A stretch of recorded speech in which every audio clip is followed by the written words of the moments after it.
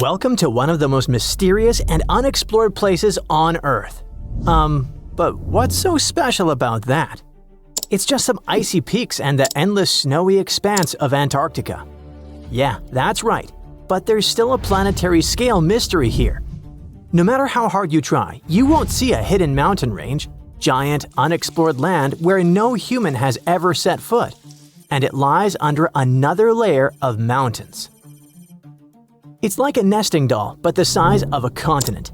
These mountains hide Antarctica secrets, and these secrets can tell us something awesome about the ancient history of our planet.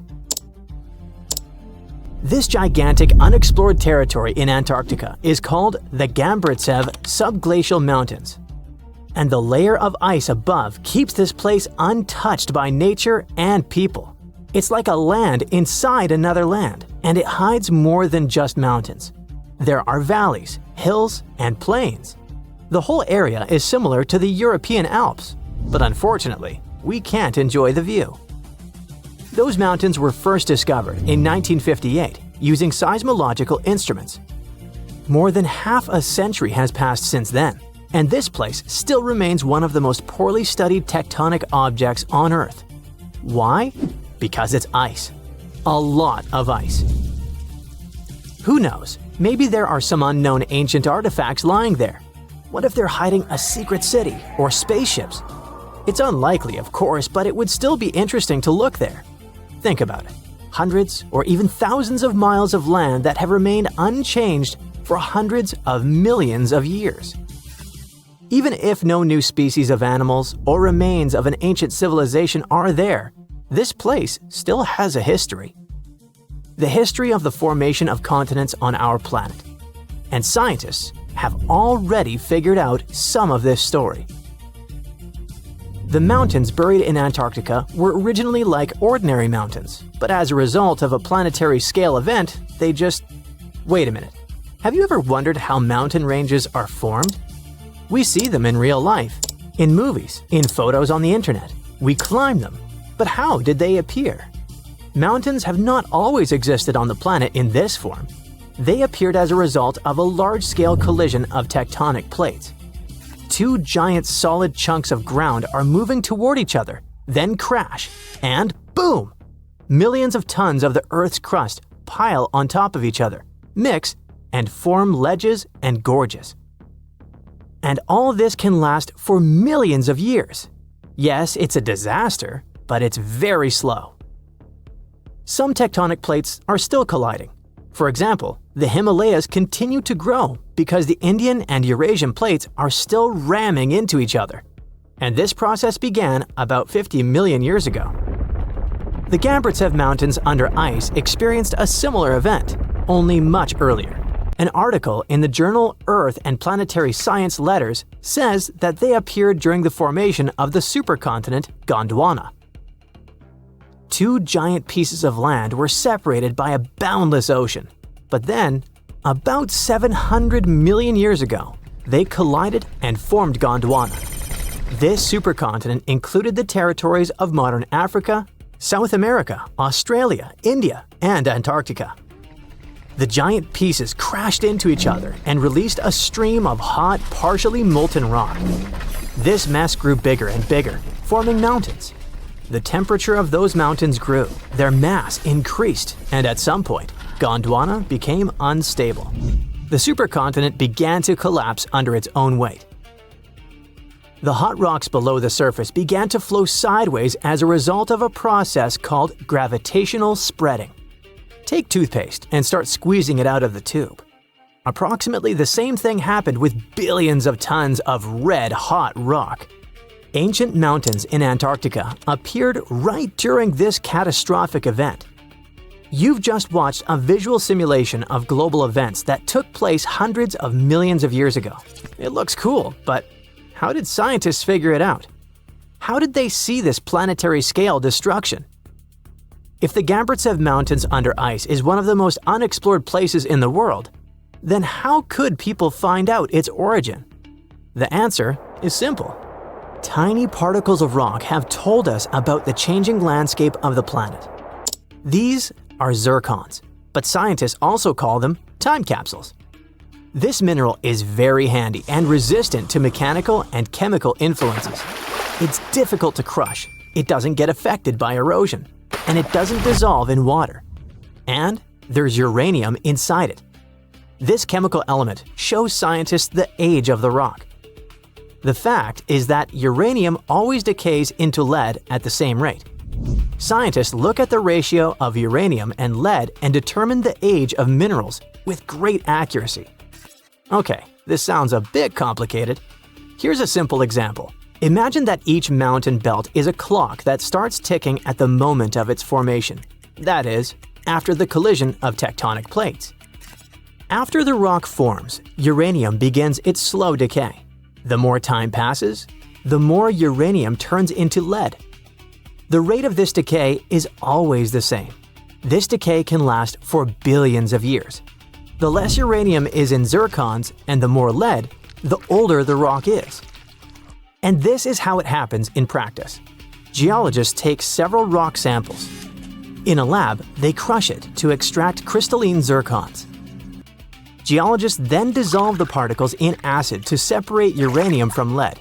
Then they use a special device, a mass spectrometer that accelerates atoms and sorts them by mass. This is a rather complicated process, but the bottom line is that this device shows scientists the amount of uranium and lead. They look at the ratios of these two elements and calculate the age of the rock.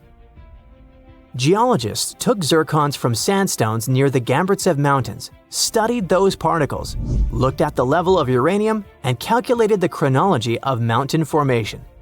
Then they compared the data obtained with the history of our planet and realized that the mountains buried in Antarctica appeared during the formation of the supercontinent Gondwana. But how did they find out that the supercontinent included Australia, India, and Africa? Zirconia from those Antarctic rocks turned out to be very similar to zirconium from those countries. That is, a long time ago, these three continents were together. So, the Gambritsev Mountains began to grow about 650 million years ago. About 580 million years ago, they reached the height of the Himalayas, and 80 million years later, they experienced the melting of the Earth's crust. And while most of the mountain ranges on the planet were changing and collapsing, the Gambritsev Mountains under ice remained untouched. Water, soil, wind, earthquakes, gravity, and other natural forces destroy mountain belts. This process is called erosion. But mountains buried in Antarctica haven't experienced anything like this. The cold temperature and the ice sheet around them kept this range unchanged. It's one of the best preserved ancient mountain belts on the planet. Okay, but why do we need to explore these mountains? What difference does it make that the supercontinent Gondwana collapsed in the past? It's possible that plants, frozen bodies of insects, or ancient bacteria have remained preserved under thick layers of ice. What about ancient animals? Many species could have lived on Gondwana. Studying ancient mountains in Antarctica can show us what the planet looked like about 500 million years ago. When Antarctica was a green continent, what lived on it? What happened to this life? Is it possible to revive those ancient creatures after so many years? If scientists were able to calculate the date of the supercontinent's appearance using tiny particles, then imagine what they could find after examining this hidden mountain range. It all sounds very interesting. But there's one problem. To take a small piece of this unknown world, you need to drill through a lot of ice. You need to deliver heavy equipment to one of the most inaccessible continents in the world, build stations, obtain an energy source, and conduct large-scale research. It sounds incredibly expensive, so this hidden territory will probably remain a mystery for a long time. Let's just hope that some billionaire will want to find out Antarctica's secrets and arrange a large-scale expedition there. So, there's a mysterious doorway in the middle of Antarctica. Some people think it's Bigfoot's vacation home, or a shuttlecraft from Star Trek, or maybe a door to Agartha, a mythical kingdom some people believe is located in the center of the Earth. Well, the scientists debunked all these poetic theories and explained that what looks like a mysterious doorway is located in an area of fast sea ice. It's offshore of the coast and is full of little islands with shallow water around them. When ice flows around hard rocks hidden underneath, it can create patterns that look odd but are totally normal. In this spot, the ice is thin, so the rocks underneath have a big effect on how the ice moves. The cold winds in Antarctica also shape the ice and snow and make it look like they're lines and shapes. So, the mysterious doorway is just a rocky ridge poking out because the ice has melted a little. The top of the doorway is the tip of the rock, and the sides are snowy trails left by strong winds blowing in the same direction. It's essentially an iceberg that got stranded and is melting in one place. One YouTuber found another out-of-place mysterious object more than 150 miles off the shore of Antarctica, a 400-foot-long ice ship. The internet went wild with theories like that the ship must have ended up there right from the Bermuda Triangle. But there was no scientific proof that it was a ship and not just a large chunk of ice. And once some other internet users revisited the place, they noticed the ice melted in the summer and the hypothetical ship was gone. Another mysterious Google Maps find in Antarctica was a pyramid. And before you make up an exciting theory about how the ancient Egyptians built a secret base here, I have to tell you it turned out to be just a mountain. It's part of the tallest mountain range in Antarctica that stretches for almost 250 miles. It's not the first pyramid on this continent, as explorers from the British Antarctic Expedition found another unusually shaped mountain and nicknamed it the Pyramid. But this one didn't even have a pyramid shape. Here's one Antarctic find that definitely won't disappoint you: a giant ice shelf that reminded scientists of the Grand Canyon. A special submarine robot named RAN covered over 600 miles under the thick ice and brought back some amazing footage of icy mountains, valleys, flat plateaus, and swirly patterns made entirely of ice. One of the strangest things RAN found was giant bowl-shaped holes, or scoops, in the ice. Sadly, scientists lost track of the robot. They think that curious Wendell seals may have accidentally bumped into RAN and caused it to get stuck. To save energy, RAN probably shut itself down, and the scientists couldn't find it again. But the team is hoping to build a new robot and continue exploring this icy canyon to see how the patterns under the ice might change over the years. Another huge Antarctic canyon was found thanks to bad weather. A team of sound experts had to pause their work at the Casey Research Station in a storm. Instead of waiting around, they decided to use the unexpected free time to map the seafloor near Adams Glacier. And that's how they found a canyon that is almost 7,000 feet deep, almost 30,000 feet wide, and stretches over 28 miles away from the glacier. During the mapping, they discovered just part of the canyon before they had to go back to the research station. But when bad weather came in again, the ship went back and mapped more of the canyon. They were working in waves up to 13 feet high and super powerful winds, but they managed to get about 15 hours of data to complete their map. On the way back to Australia, they stopped one last time, and now they've got a full picture of the canyon. Studying it is helping scientists learn more about the history of glaciers and the interaction between the Antarctic ice sheet and the ocean. Now, there's a frozen lake in Antarctica called Lake Enigma. For a long time, people thought the lake was completely frozen solid. But during one expedition, researchers found that under the thick ice, there was a layer of liquid water about 40 feet deep. To learn more, they drilled through the ice and sent down a camera to explore what was hiding in the lake's depths. The lake's water, which they think comes from the nearby Amorphous Glacier through a secret underground pathway, was filled with strange microbial life. These tiny microbes lived in mats that covered the lake bed.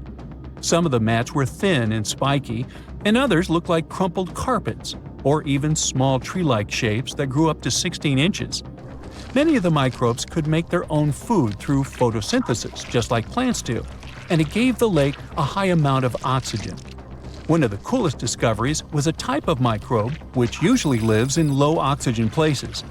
Lake Enigma might be similar to environments on icy moons like Europa or Enceladus, So it could mean that these moons also have hidden water under their ice and possibly microbial life too. One more mind-boggling discovery from Antarctica is tiny pieces of amber in mudstone, found here for the very first time. It took scientists years of studying incredibly well-preserved fossilized roots, pollen, and spores that they found back in 2017. Amber proves that resin-producing trees once grew in Antarctica, part of a lush rainforest that existed near the South Pole during the mid-Cretaceous period. Back then, disclaimer, I wasn't around then, the trees would have had to survive through months of darkness during the long Antarctic winters. Scientists believe they adapted by going dormant for a long time. The amber pieces the scientists found are tiny, but they are beautiful shades of yellow and orange with bumpy surfaces that show how the resin flowed out of the trees. This resin likely leaked out to protect the trees from insects.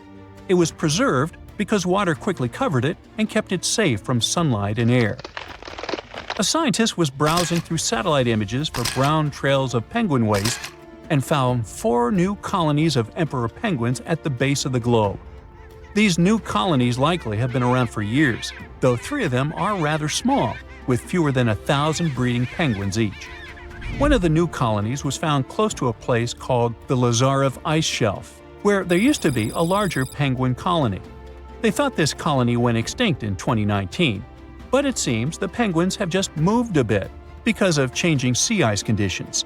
So studying them can help us learn more about how emperor penguins adapt to changes in the environment.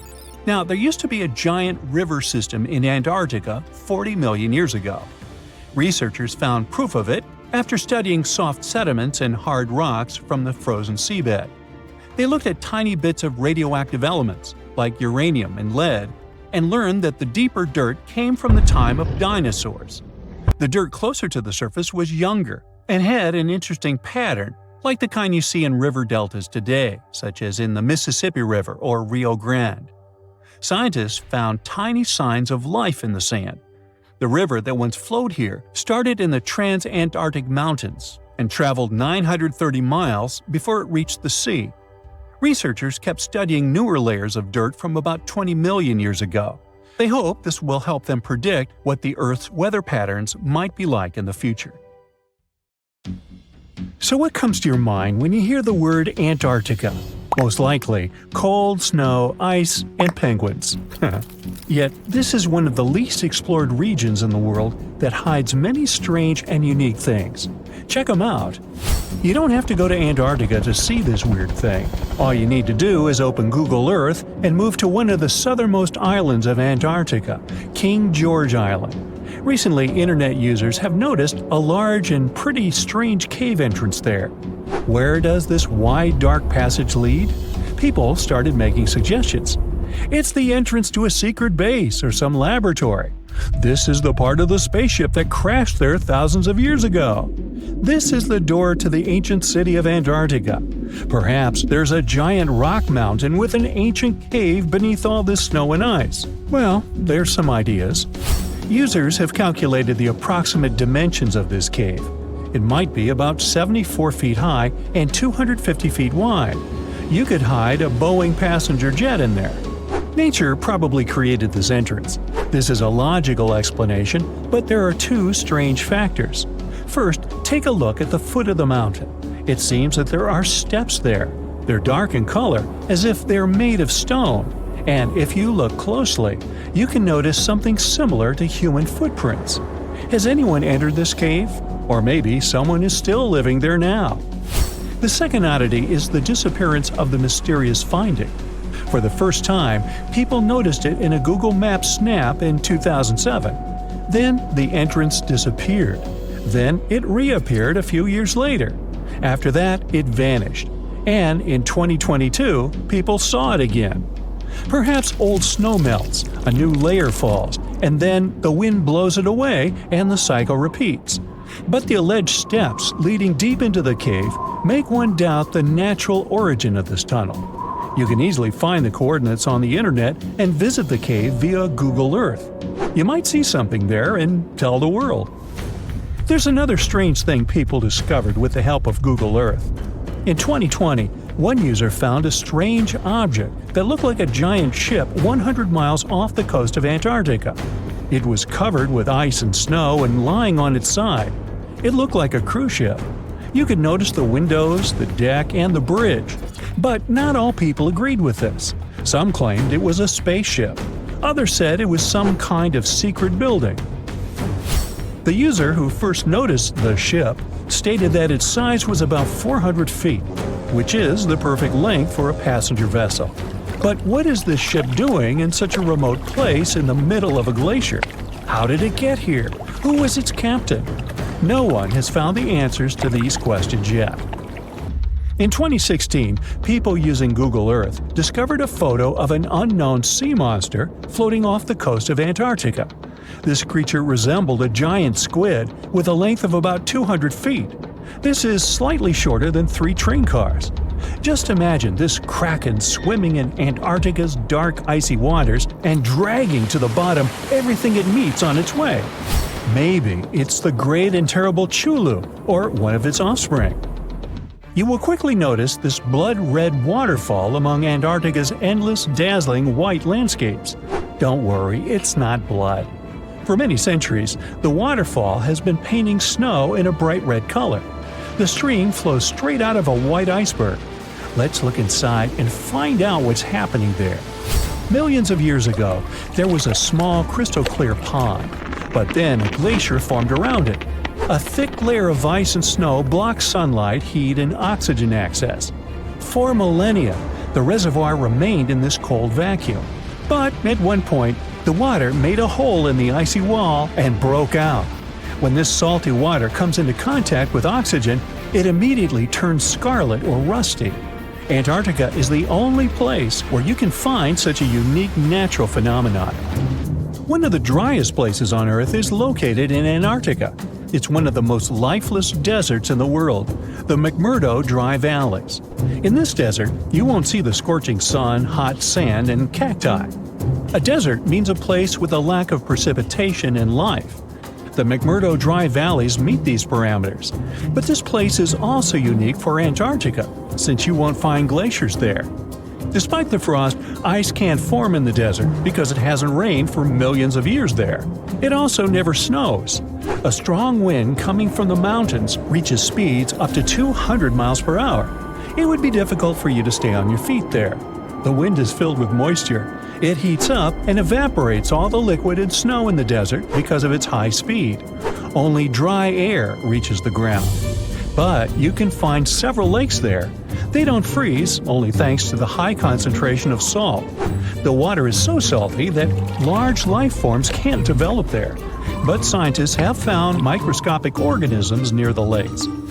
20 million years ago, Antarctica was filled with swamps and trees and swarming with insects and animals. But now, it resembles the surface of Mars, literally.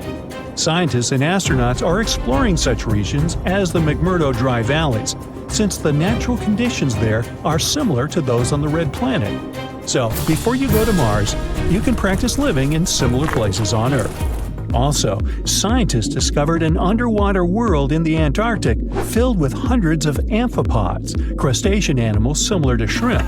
Wait a minute, it happened in the Antarctic?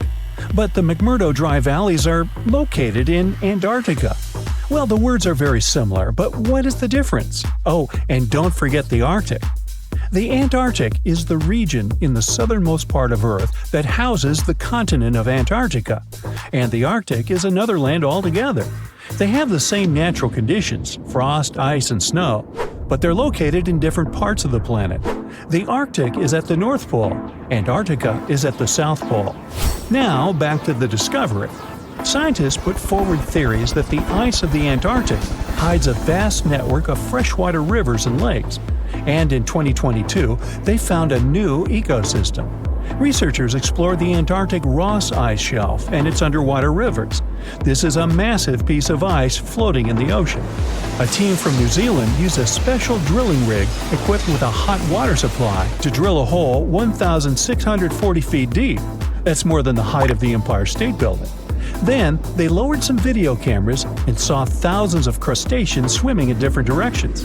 So it seems they're very unorganized. In the waters of the Antarctic, you can also meet some of the scariest creatures on the planet. These are sea spiders. They got this name because they resemble land spiders, but they're actually a species of marine arthropods. And unlike land spiders, those in the ocean are much larger. They look like 8 strong legs without a body. One such spider can be a dinner plate in width. Some of them have no eyes and have proboscises instead of jaws. Sea spiders are poorly studied because they live in deep, cold waters. Antarctica hides many little-known animals. There are long tunnels in its glaciers leading to scary darkness. On this cold continent, people have found the remains of giant dinosaurs and other ancient creatures, such as the ancestors of modern ducks. Many underground rivers and lakes hide unexplored wildlife. Even the ice here can be weird. Take a look at these striped icebergs. They have blue, black, green, and turquoise shapes. The color depends on the conditions of the water during freezing. For example, green lines appear because of algae. Blue ones form when the water freezes too quickly. Okay, I'm freezing. Time to go thaw somewhere warmer. Hawaii. Yeah. The South Pole is more than penguins and endless snow. There's a hidden ghost world within it. Look, it's right here on the globe. Don't confuse Antarctica with the Arctic, which is at the top of our maps. Much smaller in size, and, let's face it, way less mysterious. The ice sheet covering Antarctica is about 1 to 3 miles thick, which is up to 16 Eiffel Towers stacked on each other. This massive blanket hides the true features and contours of Antarctica's land. We still don't know much about this mysterious continent, and it is ice and snow that are to blame. We still don't even know the true shape and size of this continent. Mapping Antarctica without some huge shovels is an incredibly hard task. But satellites learned to penetrate the ice with their cameras. And now we know there's actually an enormous, dramatic ancient landscape beneath the snow. The ghost of the past. About 90 million years ago, Antarctica was a much warmer place. It was actually a lush rainforest with tons of plants and probably teeming with life. It even had rivers flowing through it. Then the ice came.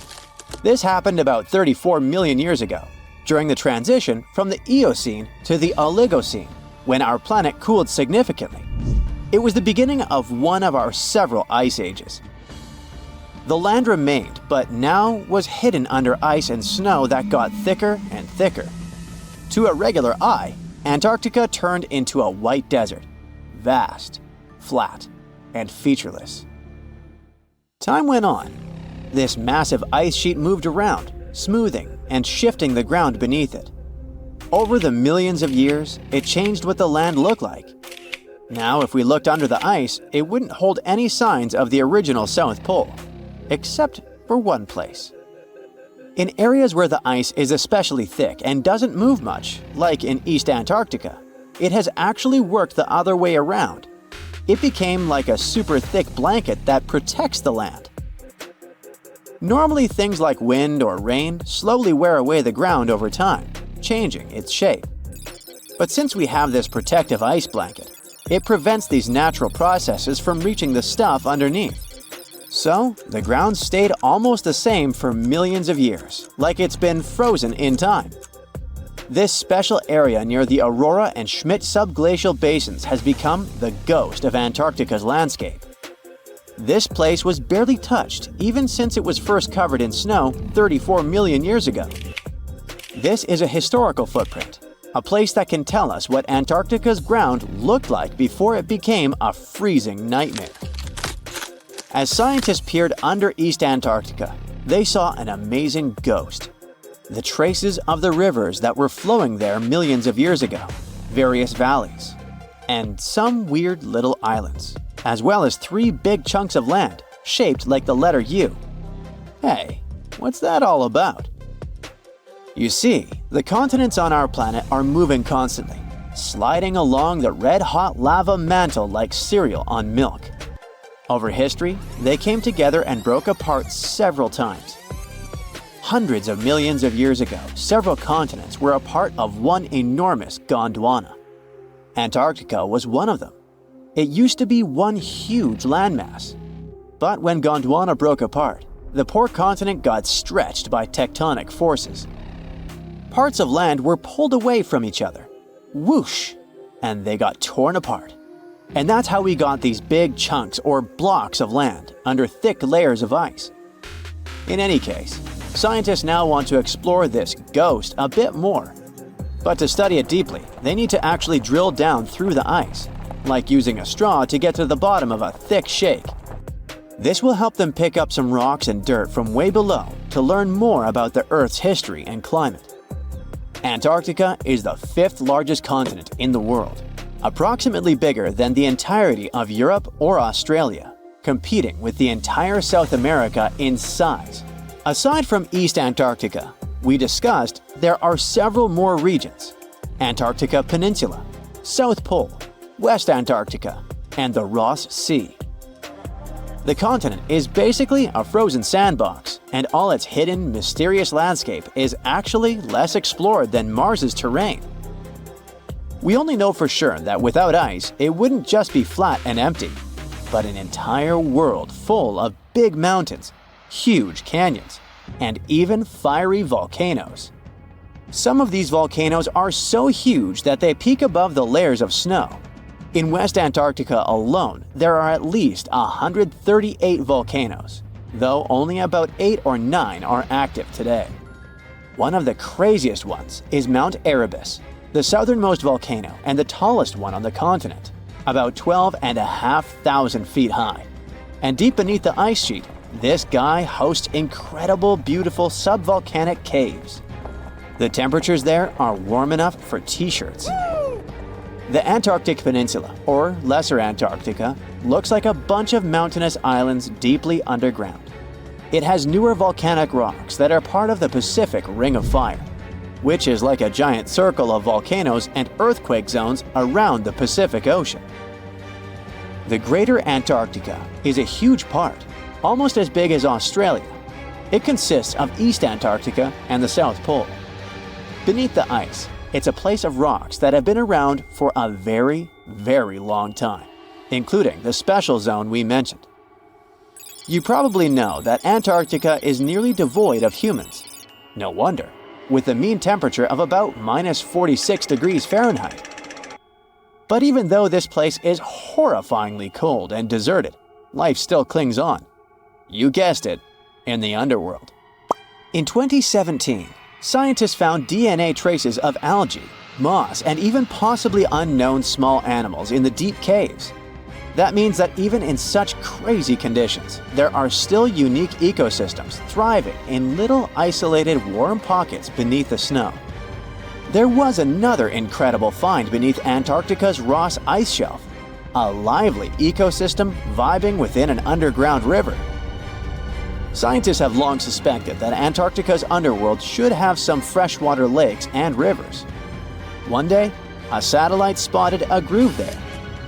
They decided to explore it and used a hot water drill to melt their way through the ice.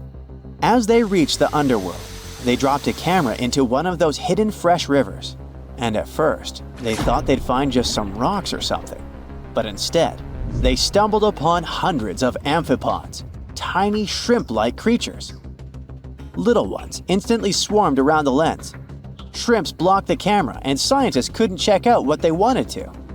Pretty funny, but at least that means that there really is an important ecosystem deep within Antarctica.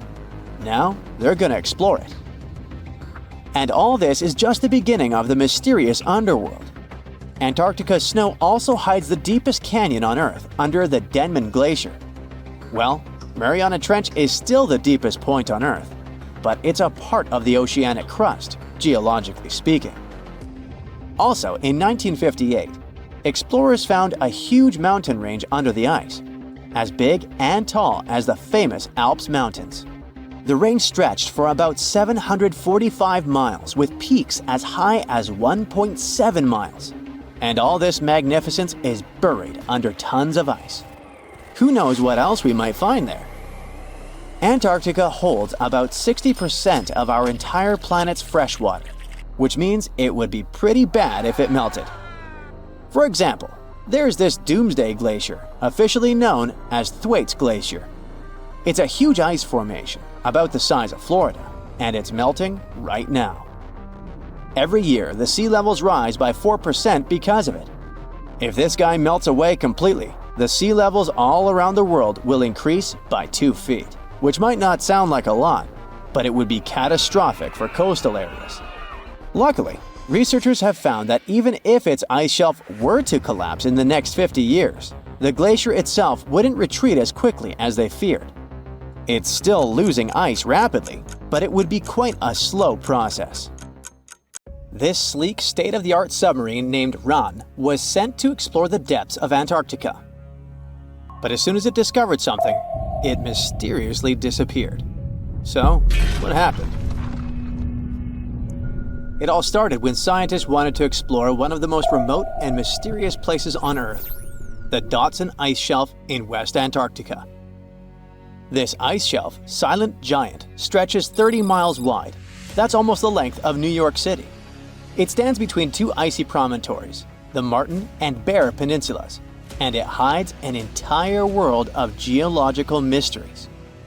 If you think that Antarctica is nothing but a desert of super thick snow and ice, you're wrong. There are entire landscapes hidden deep down there. The underside of the Daunting Ice Shelf is a rugged, dynamic terrain shaped by the slow, relentless forces of nature. There are towering ice formations, deep troughs, and bizarre structures stretching for hundreds of feet. Scientists are super curious about it, but as you can imagine, this landscape isn't easy to explore at all. To find out more, we have to scan the area with satellites or try drilling through the snow, trying to collect the big picture, piece by piece. But these methods only gave us vague hints. The real breakthrough happened when scientists came up with the idea to let the submarines explore it. Autonomous submersibles could swoop deep into the icy waters beneath the Daunting Ice Shelf and tell us what's up down there. These robotic explorers have fantastic advanced sonar systems.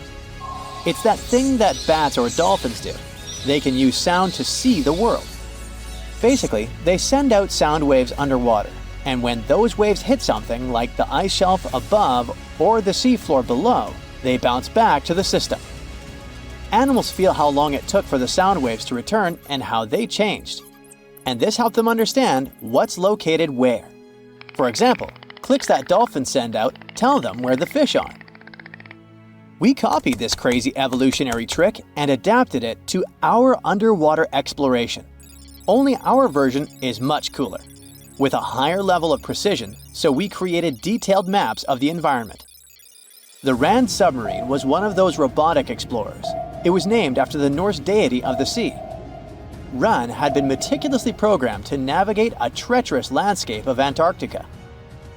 But even with all this training, its journey led to an unexpected and eerie end. In 2019, Ran was sent to explore the depths beneath the Daunting Ice Shelf. It was a hero, the first one to go on a mission like this. The team said it was like seeing the other side of the moon. For 27 straight days, it worked tirelessly. It traveled over 620 miles beneath the thick ice. That's like a journey from Paris to Berlin. Ran went further and deeper than anyone could have imagined. At one point, it reached over 10 miles into the glacier's belly, and what it discovered down there was astonishing. Scientists thought there would be some smooth, uniform ice surfaces, but Ran revealed an underside marked by huge cracks, ridges. There were formations that looked like sand dunes, frozen in time. And finally, it found some mysterious swirling and teardrop-shaped patterns. They all looked more like art than geology. This actually tells the story of ice shelves and the ocean around it. Warm water sneaks in under the ice and melts it from below. Sometimes it smooths the ice out, but other times it carves out these weird, uneven shapes that look like patterns and drawings. And some of these shapes are huge, over 1,300 feet long. That's about 3.5 football fields. The reason why they look like swirling doodles is because the Earth spins. It makes the water turn in special ways, bending the shapes and drawing these spirals. It's called the Coriolis effect. Imagine you were on a merry-go-round and tried to throw something like a ball. It would go in a curve, not a straight line. Same thing happens with the water on Earth. Later, scientists found similar patterns in other Antarctic ice shelves, though they weren't as epic as the ones under Daunting. But Ran also discovered something horrifying. Turns out that these warm waters, aside from being great artists, are also a huge danger. The Daunting ice shelf isn't just hanging out serenely on the sea. It's part of a very delicate system and acts as a protective barrier that holds back huge glaciers in West Antarctica. The ice shelf is floating on the ocean, but it's still connected to the land. As warm water sneaks underneath it and the ice melts, the Daunting can't hold on to the land as tightly anymore. The protective barrier starts to weaken, and this lets the glaciers behind it move faster into the ocean.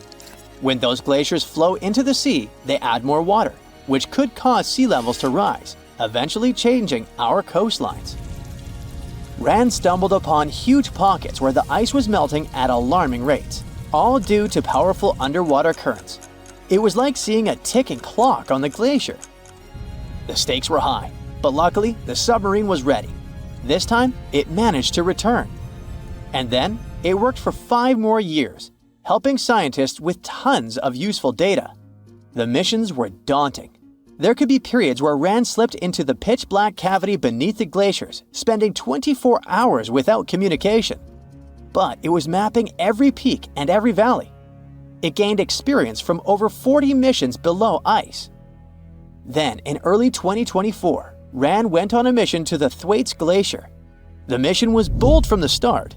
This place is also ominously referred to as the Doomsday Glacier. It's called that because it's slowly melting and has the potential to raise sea levels worldwide if it collapses, causing catastrophes everywhere. That's why Ran was dispatched to explore its underbelly, a place that had never been mapped so intricately before. The idea was to uncover the glacier's secrets, study how rapidly it was melting and why. This was Ran's second time exploring Thwaites. During the previous visit, it became the first sub to ever map the glacier's underside. Ran was exploring the depths from 650 feet to 1,650 feet. It sent a lot of data about how the Doomsday Glacier was slowly melting due to warm ocean currents. But while venturing into these icy depths, something went wrong. Out of nowhere, Ran vanished. Without warning, without a trace. One moment it was sending back crucial data, and the next it had slipped into the abyss. No distress signals, no final transmission, and it didn't return to the point it was supposed to. People sent extensive searches, helicopters soared overhead, drones buzzed through the frozen skies, but no sign of the submersible emerged from the glacier's grasp. After a while, Ran's batteries would certainly run away. So at this point, it had definitely been swallowed by the abyss beneath 1,500 feet of ice. That was a huge and sad loss for the scientific team. The scientists at the University of Gothenburg are now looking to replace Ran and continue their important research under Thwaites. To this day, scientists have no idea what happened to it. Some say it may have been trapped in the ice. Others believe it was pulled away by an unseen current. It also might have collided with something unexpected. Whatever the truth is, its disappearance has left scientists stunned, and it looks like the ice shelf will hold on to its secrets a little longer. At least we gained a treasure trove of knowledge from Ran's journey. Scientists keep exploring Antarctica, looking for history that hides under the snow. For example, they discovered that around 90 million years ago, a lush temperate rainforest thrived near the South Pole. They revealed an ancient world far warmer than they ever imagined. Deep in Antarctica, they unearthed fossilized roots, pollen, and spores preserved in the soil. All this shows that there was a swampy rainforest that flourished despite months of polar darkness. All these discoveries changed our understanding of Earth's climate, both in the past and the future. Discovering hidden places on our planet is extremely exciting. Today, I'm taking you on a trip that you aren't going to forget anytime soon. But suit up, this is about to get very cold. You hop on a plane and land on the ice-covered island of Greenland. An unbelievable view of the Aurora Borealis, aka the Northern Lights, is greeting you. You can't believe your eyes. Your guide tells you how rare this phenomenon is. Usually, people spend days trying to hunt it down. You feel lucky and take your time to appreciate these beautiful dancing greenish lights. You're glad you brought your camera along, aren't you? Between clicks, you learn that the aurora borealis is the result of some rather rough events. This spectacular light show occurs when energy particles from the sun slam into Earth's upper atmosphere. On day 2, you continue to explore the place by air. This may not come as a surprise, but Greenland is one of the world's largest islands. This time, on board a helicopter, you can see the infinite icy landscape. In case you're curious, you're now flying over 656,000 square miles of thick ice. Oh, what's that down there? It looks like a family of polar bears. You don't want to get too close, of course. The conditions in Greenland might be too tough for people to live there, but some animal species do very well in this land of ice. Those are reindeer, wolves, and Arctic foxes. On your way to Greenland, you probably made a pit stop in Copenhagen. Denmark is one of the few countries that have commercial flights to Greenland. You didn't know this before, but you find out that the island is actually part of the Kingdom of Denmark. On a map, it's right between the Arctic and Atlantic Oceans. You're lucky to have a local pilot that tells you about the secrets hidden in this scenery. Under this 2-mile thick white surface, there's an entirely different world. A world filled with canyons, meteor-carved craters, and millennia-old plant fossils.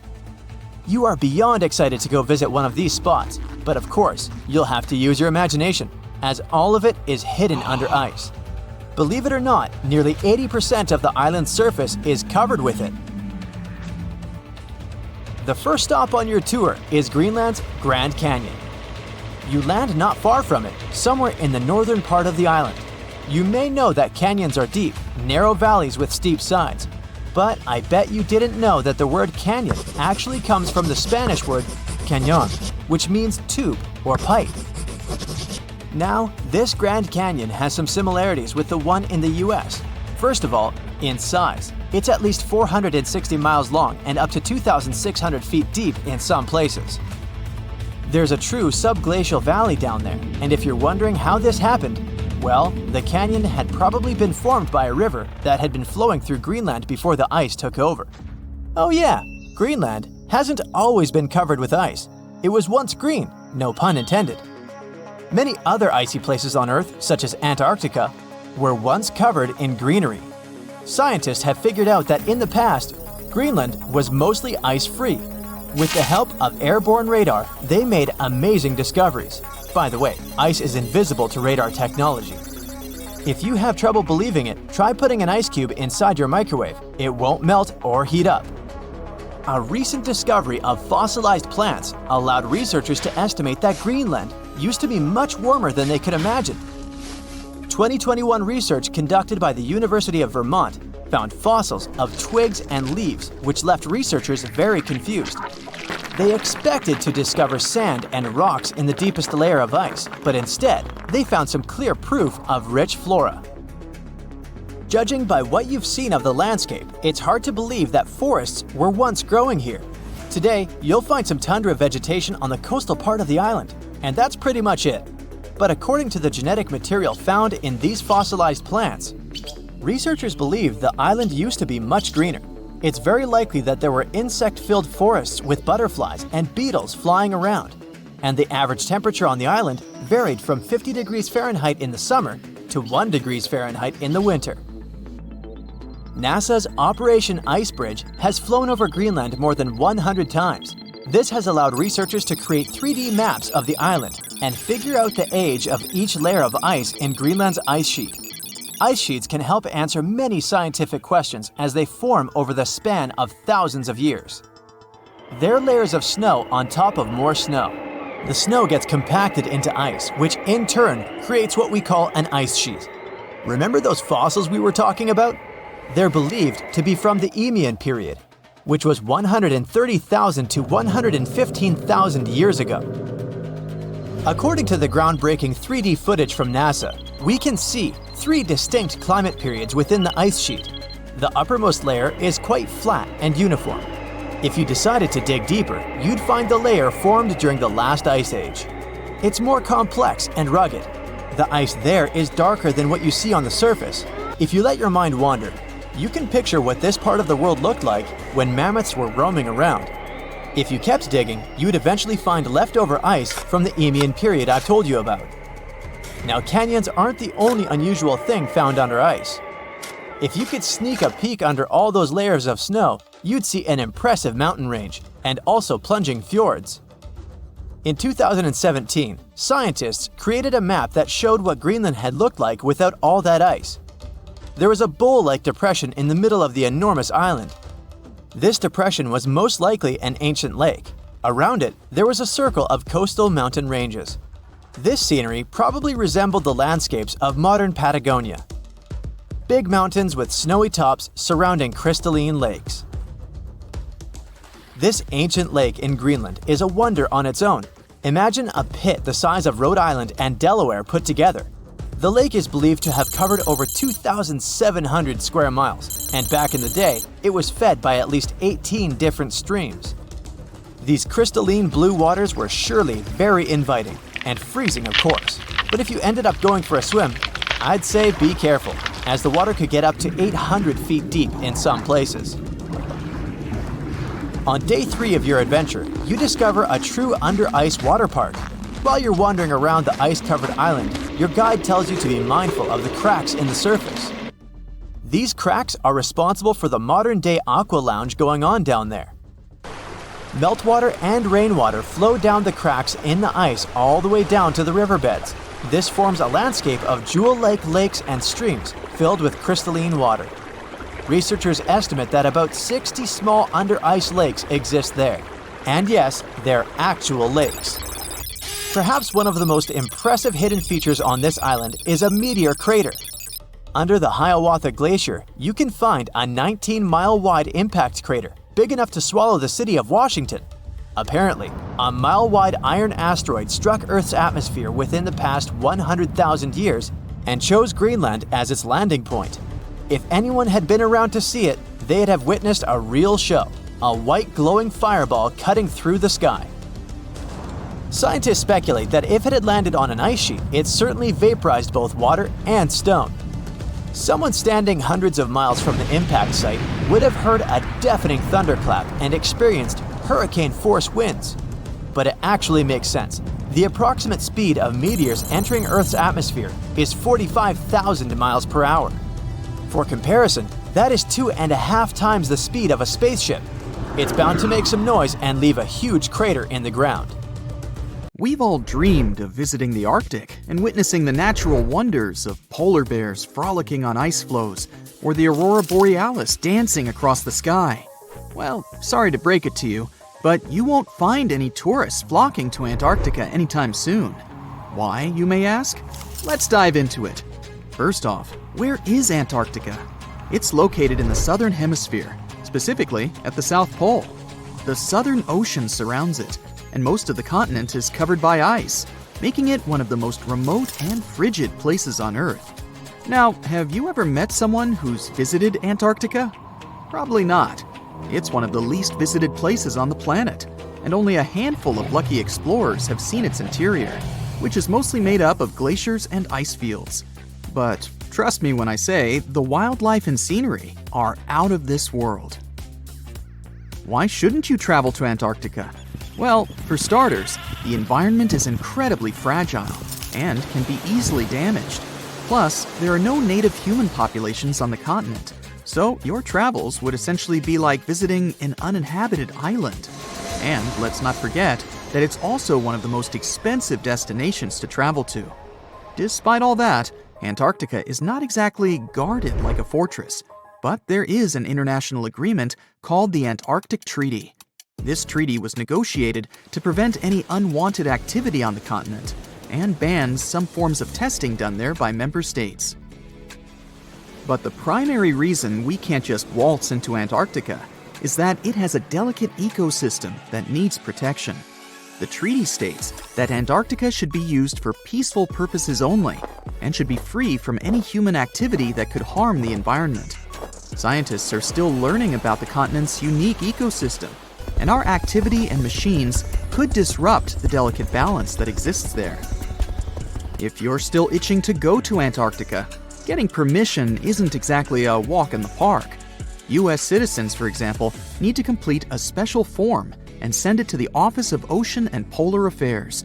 And once you're there, you'll need to follow some strict guidelines to protect the environment, like not disturbing any wildlife or taking souvenirs like rocks, plants, or animals.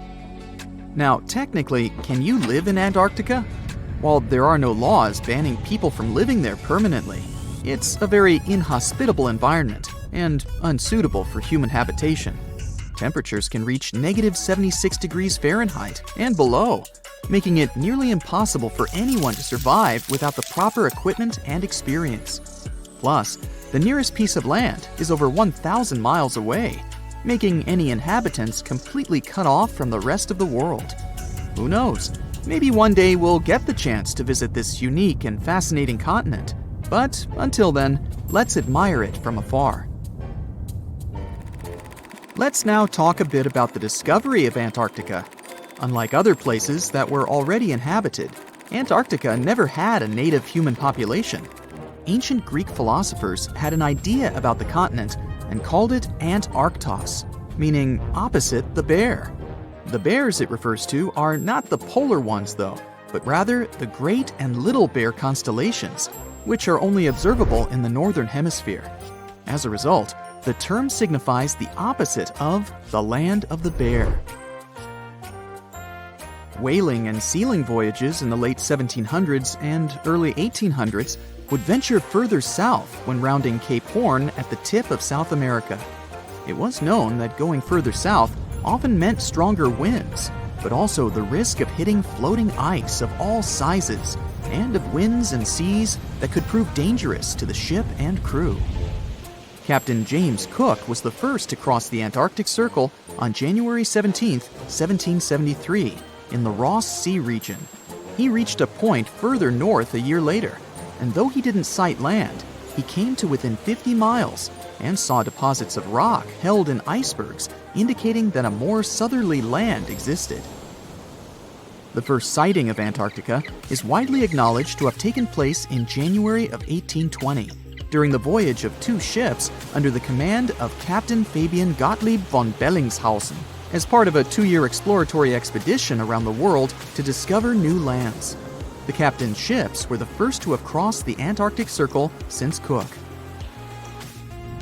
The first undisputed landing on Antarctica didn't happen until much later, on January 24, 1895, at Cape Adare during the whaling voyage of the ship Antarctic, led by Henrik Bull. A small boat with 6 or possibly 7 men on board rowed ashore during calm conditions.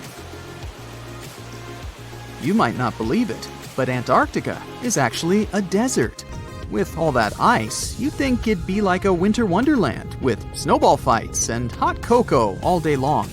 When we think of deserts, we picture camels and cacti and people struggling to find water. But in Antarctica, it's a whole different story. The struggle isn't to find water, it's to find anything that's not covered in ice. And the average rainfall has been just over 0.4 inches in the past 30 years. That's like a few drops of rain compared to what we're used to. So technically, it's not the dunes or sizzling heat that makes a desert, well, a desert. It's the lack of precipitation. But don't worry, if you ever find yourself lost in Antarctica, you won't have to worry about getting thirsty. Just make sure you bring a jacket and some mittens, because it's cold enough to make you into a popsicle. Not only is Antarctica one of the driest places on Earth, but it's also the coldest, the windiest, and the highest. Talk about overachieving. The penguins and scientists down in Antarctica have at times found themselves in a bit of a pickle when it comes to time. You see, unlike the rest of us on this big blue planet, there is no Antarctica time zone. All the lines of longitude meet at a single point at the South Pole, making it a bit of a head-scratcher when trying to figure out what time it is. Now, you might be thinking, but how do the scientists and researchers keep track of time down there? Good question. They typically stick to the time zone of the country they departed from. However, With stations from all over the world on the Antarctic Peninsula, things can get a little wacky. Imagine trying to coordinate with your neighboring countries without accidentally waking them up in the middle of the night. You might think that not much could survive in a place where the temperature is extremely cold, the sun barely shows up, and the wind could blow you away faster than a tumbleweed. Well, as in many places on Earth, life found a way in Antarctica too. Believe it or not, this frozen continent is buzzing with activity. It's home to billions of krill, which in turn attract lots of seals and more penguins than you can shake a fish at. But don't let their cute and cuddly appearance fool you. Penguins are the ultimate swimmers, with streamlined bodies that would make Olympic medal winners jealous. They come ashore to breed and chill, but their real talent is stealing pebbles from each other and forming mathematically precise huddles to stay warm. Antarctica is also home to the largest species of penguin on Earth. It's called the emperor penguin. Sure, these creatures are flightless birds, but that doesn't mean they can't jump. In fact, some of them can leap up to 120 inches. And let's not forget about the seals. With their furry bodies and special songs, these marine mammals are protected by the Antarctic Treaty, and they're thriving in the cool waters of the Southern Ocean too. But the real stars of the show are the whales. During the Antarctic summer, these huge creatures show up in droves to chow down on the abundant krill. It's indeed like a whale buffet down there. Strange things occur in the cold waters of Antarctica. One of these things happened to a ship called Jenny. It was a small schooner whose history began in 1822. The boat and its crew set sail and disappeared a year later. For 18 years, the ship was considered sunk. People forgot about it, but in 1840, the vessel reminded the world of itself. That year, the whaling ship Hope sailed through the Drake Channel in Antarctica. The crew members noticed a ship among icebergs. It was the schooner Jenny. It was floating slowly in the dark, with no signs of life. The captain of the Hope, Mr. Brighton, gave the order to approach the mysterious vessel. They thought it was some creepy ghost ship, but as they came closer, they noticed crew members on the deck. The sailors of the Hope called out to them, but received no answer. This time, it became clear that something terrible had happened to the Jenny. When Brighton boarded, he realized that the Jenny crew members weren't missing. They were here. Frozen people stood like statues. Brighton went down to the lower deck and found the captain. He was sitting frozen at the table, holding a pen. Brighton looked at the logbook. The last record was made on May 4th, 1823. The captain wrote that he was the only living member of the crew. They spent 71 days without food. It seemed that the ship got lost in the sea because its captain went off course or sailed into an iceberg, but no one knew for sure. After that, nobody ever saw the Jenny again. According to rumors, the crew of the Hope abandoned the frozen ship and left it to drift in the cold waters. According to other rumors, this whole story is fiction. The story of the Jenny was described in a German magazine in the middle of the 19th century. Still, there was no further evidence of the ship's existence. Already in our time, Cambridge University decided to explore the case of the Jenny. The researchers discovered that one of the crew members of the Hope, who didn't disclose his name, told someone the legend of the frozen ship. Someone shared the story with another guy, and it was published in a German magazine called Globus. And that's all. There was no other evidence. One of the most famous ghost ships was the Mary Celeste, and there's no doubt about its existence. The history of this vessel was documented in court. People wrote about it in newspapers, but the most exciting thing is that the ship continued to be used even after 10 people disappeared from its deck. The history of the Mary Celeste began in Canada in 1861. When it was first built, the ship was called the Amazon. It changed captains several times, and it also hit some rocks. The boat was sold, bought, then sold again, repaired, and sailed under the name Mary Celeste. In 1872, it had a new captain, Benjamin Briggs. He was a decent, brave man with a lot of experience in navigation. He had a beloved wife, a daughter, and a son. When he went on his last voyage, he took his wife and daughter with him, and his son stayed in America. In November of 1872, the Mary Celeste sailed from the port in New York with 10 people on board and disappeared. 8 days later, another ship, the Dei Gratia, also left New York and followed the same route. Dei Gratia's captain, David Morehouse, noticed the Mary Celeste and immediately realized something was wrong. The ship was moving too freely, as if no one was controlling it. The captain tried to contact the crew members, but no one answered him. Then, together with other sailors, he climbed aboard the Mary Celeste. The ship was in good condition. There was no damage. The hold was slightly filled with water, but it could be easily pumped out. Everything seemed fine, but one lifeboat was missing. The crew members' valuables were in their cabins. The cargo was in the hold.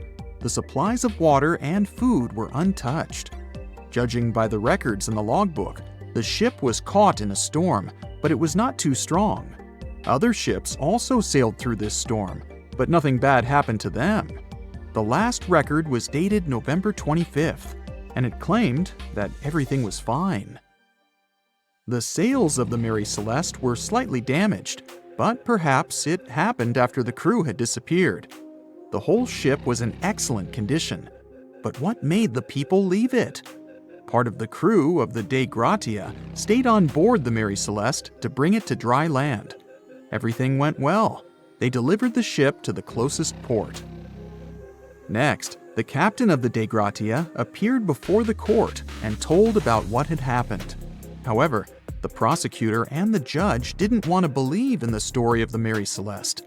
They were sure the captain got rid of the ship's crew to get money for its cargo. According to the maritime laws of that time, if you found a ghost ship with valuable cargo, then a substantial part of this cargo belonged to you. So, many people thought that David Morehouse decided to earn some money. This version seemed to be more valid than the one about the mysterious disappearance of 10 people. Fortunately, no one accused the captain of committing a crime. They thanked him for his service and gave him a monetary reward. However, his reputation was damaged, which greatly affected his career, as many believed he attacked the crew of the Mary Celeste.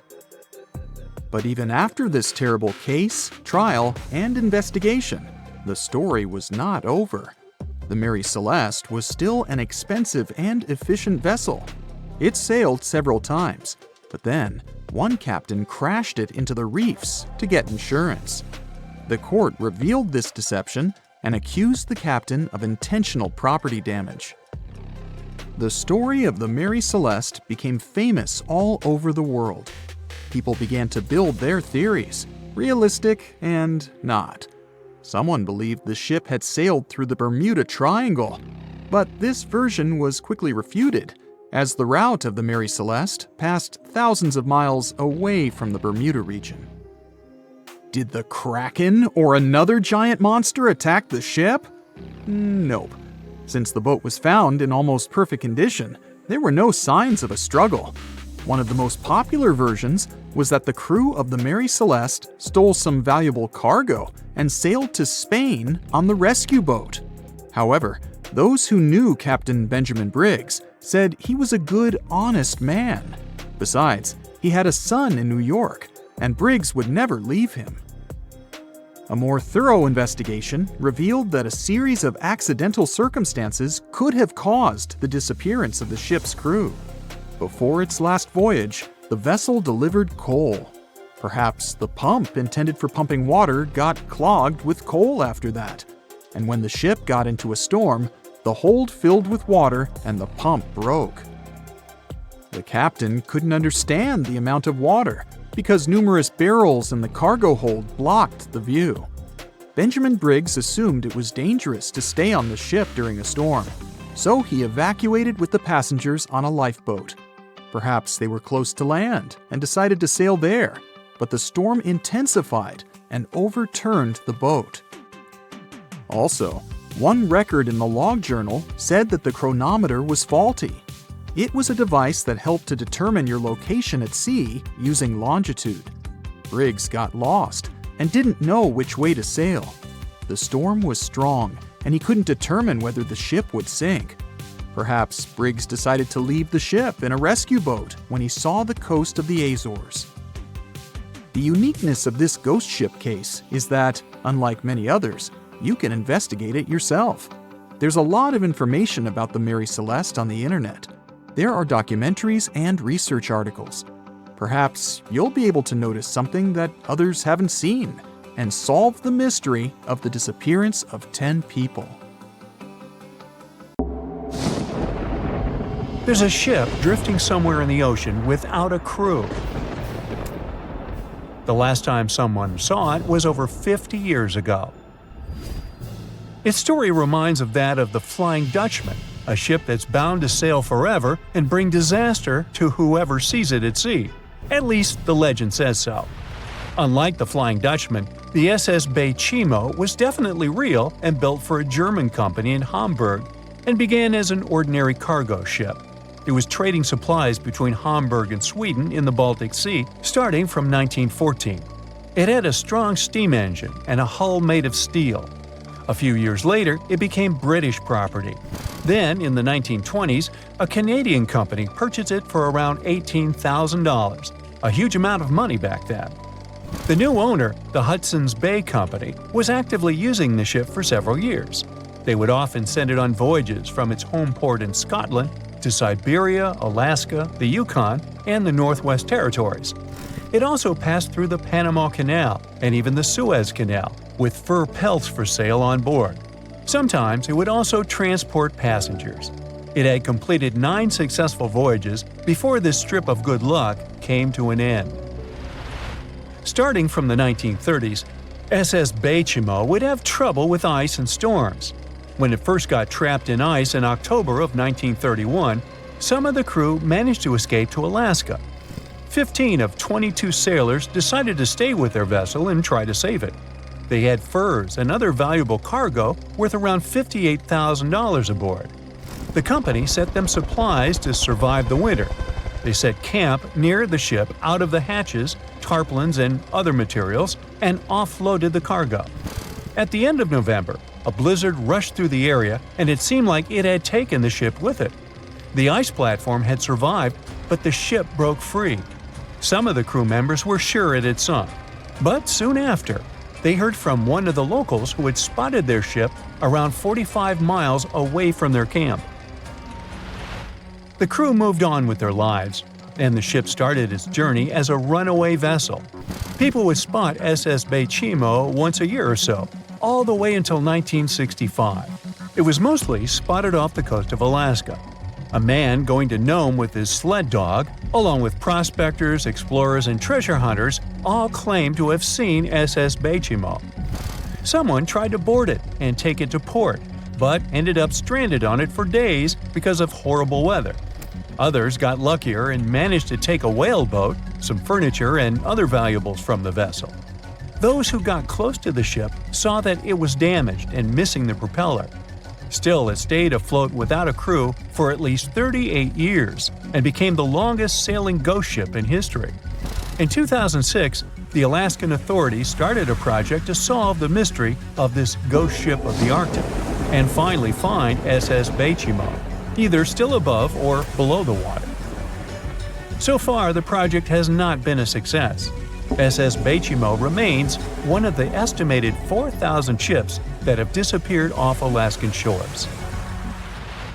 If the legend of the 17th century isn't lying, this ghost ship could be sailing somewhere along the Flying Dutchman. It belonged to the Dutch East India Company. Its captain managed to do the impossible for that time and sailed from Holland to Indonesia in only 3 months. They said he was flying over the sea, and some evil tongues explained that he had made a deal with evil forces to achieve that. Once the ship was sailing back home, its captain and crew disappeared without a trace. There are many versions of what happened to it. One of the first ones said it had tried to enter port at the Cape of Good Hope, got in a terrible storm, and sank as there was no captain to save it.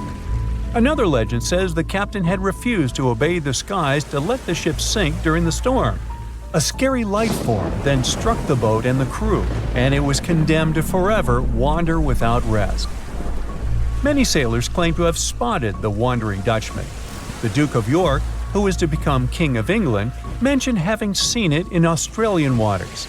Right after spotting the ship, the man who saw it first fell from the top of the mast and didn't survive.